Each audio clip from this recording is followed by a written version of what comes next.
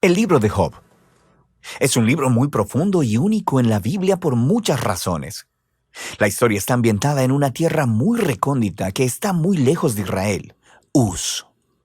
El personaje principal, Job, ni siquiera es israelita, y el autor, que es anónimo, ni siquiera coloca la historia en algún momento claro de la historia antigua. Sin embargo, todo esto parece intencional.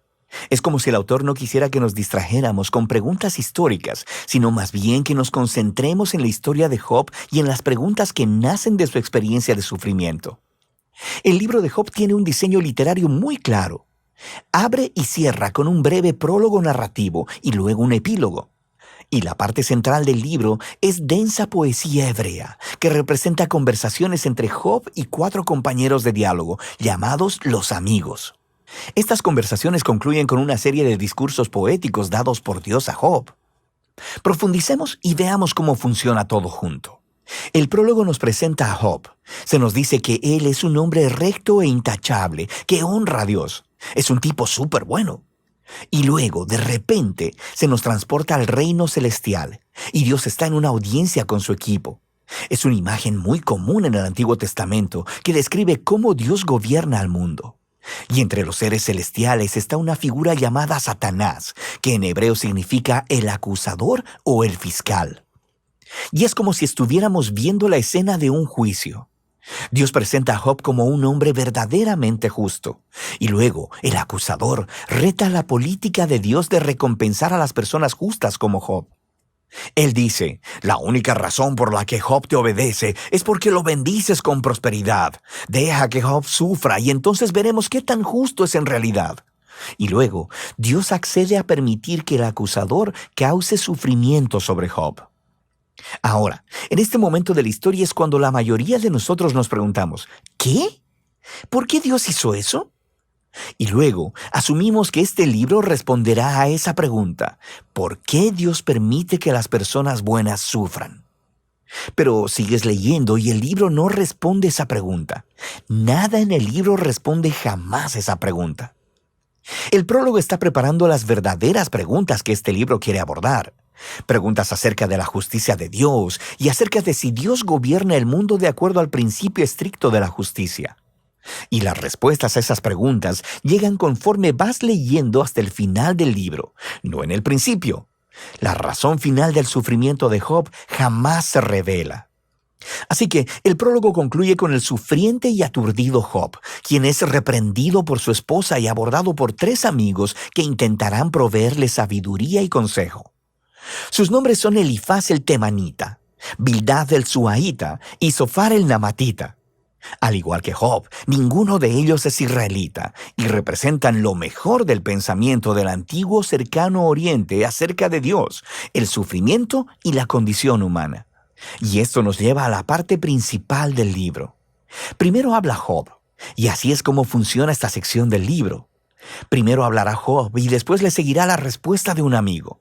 Luego Job le responderá a ese amigo. Luego otro amigo responderá la respuesta de Job. Y así de un lado a otro durante 3 ciclos.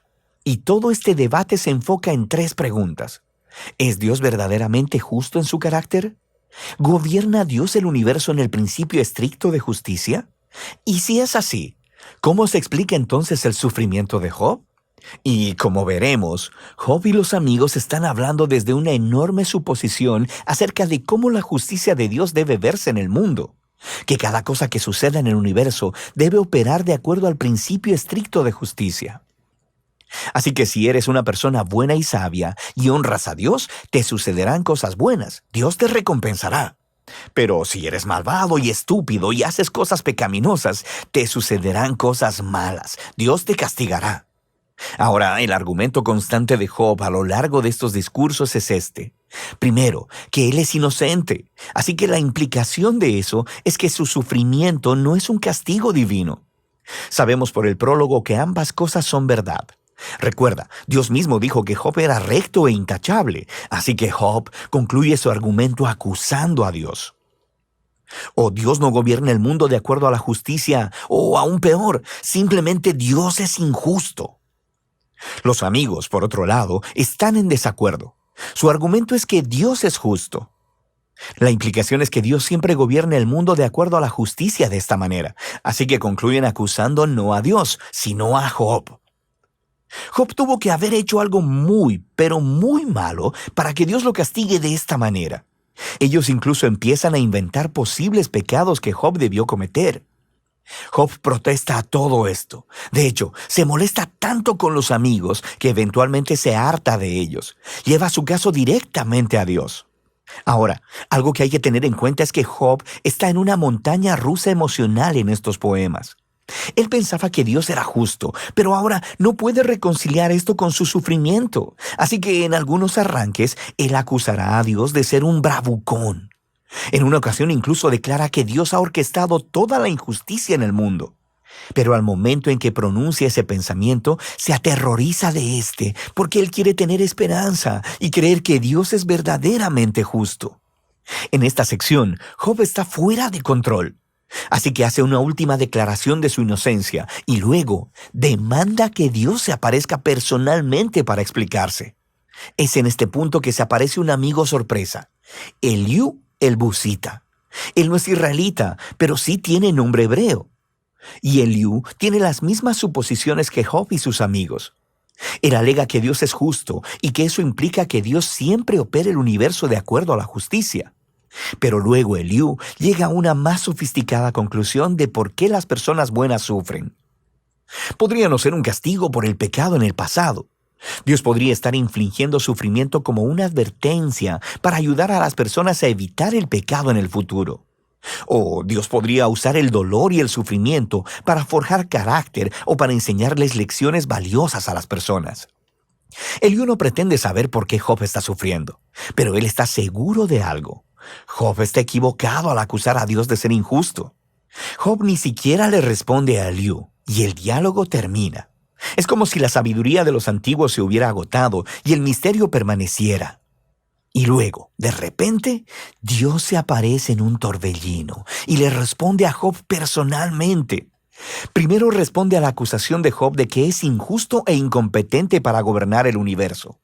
Así que Dios lleva a Job en un tour virtual del universo y le empieza a hacer todas estas preguntas acerca del orden y el origen del cosmos. ¿Estaba Job ahí cuando Dios diseñó la tierra u organizó las constelaciones? ¿Job ha ordenado alguna vez la salida del sol o controlado el clima? Dios tiene sus ojos en todos estos detalles cósmicos que Job ni siquiera ha concebido. Luego, Dios empieza a entrar en detalles describiendo los hábitos de pastoreo de las cabras de montaña, y de cómo los ciervos dan a luz, o de los patrones de alimentación de los leones y los burros salvajes. ¿Cuál es el punto de todo esto? ¿Recuerdas la suposición de Job y sus amigos acerca de cómo se vería el mundo si Dios gobernara de acuerdo a la justicia? Debajo de esa suposición está una más profunda, que Job y sus amigos tienen una perspectiva lo suficientemente amplia para declarar cómo Dios debe gobernar el mundo. Y la respuesta de Dios con este tour virtual destruye todas esas suposiciones. Primero que nada, muestra que el universo es un lugar vasto y complejo, y Dios tiene sus ojos sobre todo, cada detalle. Job, por otro lado, solo puede fundamentarse en el pequeño horizonte de su experiencia de vida. Su visión del mundo es muy limitada, así que lo que parece injusticia divina desde el punto de vista de Dios necesita ser visto desde un contexto infinitamente mayor. Job simplemente no está en la posición para hacer una acusación tan grande acerca de Dios. Después del tour virtual, Dios le pregunta a Job si le gustaría administrar cada detalle del mundo por un día, de acuerdo al principio estricto de justicia que Job y sus amigos asumieron, castigando cada mala obra de cada persona a cada momento con la retribución exacta. Y el hecho es que aplicar la justicia en un mundo como el nuestro es extremadamente complejo. Nunca es blanco y negro como Job y sus amigos parecen pensar, lo que lleva al punto final de Dios. Él empieza a describir dos criaturas fantásticas, Behemoth y el Leviatán, los cuales algunas personas piensan que son descripciones poéticas de un hipopótamo y un cocodrilo. Pero lo más probable es que se refieran a criaturas bien conocidas de la mitología del antiguo cercano oriente, las cuales se utilizan en otros lugares de la Biblia como símbolos del desorden y el peligro que existen en el buen mundo de Dios. Estas criaturas no son malvadas. Dios, de hecho, está bastante orgulloso de ellas, pero tampoco son muy seguras. El punto es que el mundo de Dios es asombroso y muy bueno, pero no es perfecto y no siempre es seguro. El mundo de Dios tiene orden y belleza, pero también es salvaje y a veces peligroso, como estas dos criaturas fantásticas. Así que volvemos a la gran pregunta del sufrimiento de Job. ¿Por qué hay sufrimiento en el mundo de Dios? Ya sea que venga de los terremotos, los animales salvajes o de otros humanos, Dios no explica por qué. Lo que Él dice es que vivimos en un mundo extremadamente complejo y asombroso, que por lo menos en este punto no está diseñado para prevenir el sufrimiento. Y esa es la respuesta de Dios. Job retó la justicia de Dios. Dios responde que Job no tiene suficiente conocimiento acerca de nuestro universo para hacer esa declaración. Job demandó una explicación completa de Dios, y lo que Dios le pidió a Job es confiar en su sabiduría y su carácter. Y así, Job responde con humildad y arrepentimiento. Pide perdón por haber acusado a Dios y reconoce que sobrepasó sus límites. Y luego, de repente, el libro concluye con un breve epílogo. Primero, Dios dice que los amigos de Job estaban equivocados, que sus ideas acerca de la justicia de Dios eran demasiado simples y no correspondían con la complejidad del mundo o la sabiduría de Dios. Y luego, Dios dice que Job ha hablado correctamente acerca de él. Ahora, esto es sorprendente, porque no puede aplicar a todo lo que Job dijo. Quiero decir, sabemos que Job llegó a conclusiones precipitadas y equivocadas, pero Dios incluso así aprueba su lucha. La manera en que Job vino honestamente delante de Dios con toda su emoción y dolor y simplemente quiso hablar con Dios mismo. Y Dios dice que esa es la manera correcta de procesar todo esto, a través de la lucha de la oración. El libro concluye con la salud, la familia y la riqueza de Job siendo restauradas. No como recompensa por el buen comportamiento, sino simplemente como un regalo generoso de Dios. Y ese es el final del libro. Así que el libro de Job no descifra el enigma de por qué suceden cosas malas a la gente buena. Más bien, nos invita a confiar en la sabiduría de Dios cuando nos encontramos con el sufrimiento, en lugar de tratar de comprender las razones. Cuando buscamos razones, tendemos a ya sea simplificar a Dios, como los amigos o como Job, y a acusar a Dios basados en la experiencia limitada. Y así es que el libro nos invita a llevar nuestro dolor y nuestro pesar con honestidad delante de Dios y a confiar en que a Él realmente le importa y sabe lo que está haciendo. Y de eso trata el libro de Job.